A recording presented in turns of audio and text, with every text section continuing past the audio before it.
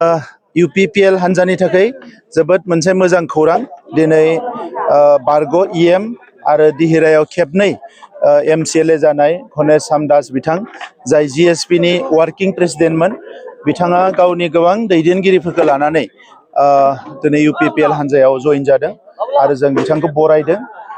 बिथाङा गावनि समष्टिनि माखासे लाइमोन दैदेनगिरि आइजो दैदेनगिरि आरो गुबुन गुबुन दैदेनगिरिफोर लानानै जइन जादों आरो गुबुन गुबुन जायगायावबो GSP नि दैदेनगिरिफ्रा जइन जानो थाखाय इतिमध्य लाहार फाहार खालामदों आरो गुबुन गुबुन दोलोनि माखासे सुबुंफ्रा मेम्बारफ्रा जोंनि दोलोआव फैनो थाखाय इतिमध्य जगाजग खालामगासिनो दङ।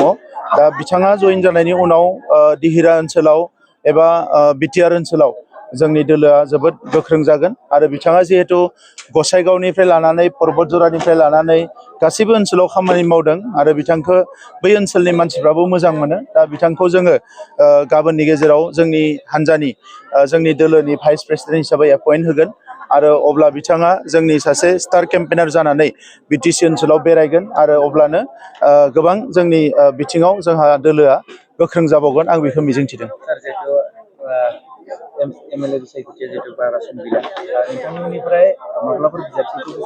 जोङो बिजाथिखौ फोसावगोन मानोना मार्च दाननि गेजेरावसो बिसायख'थिया फोसावजागोन बिसायख'थिनि समा।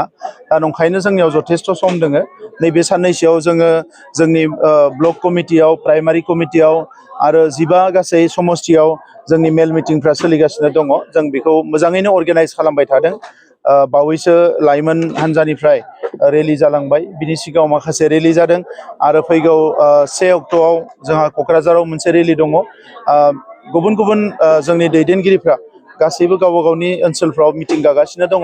दा नंखायनो फुल प्रिपारेसनाव जों दङ आरो मार्च दाननि गेजेराव जोंनि बिसायख'थिनि सम फोसावनायनि सिगांनो जोंनि बिजाथिफोरखौ जों फोसावगोन।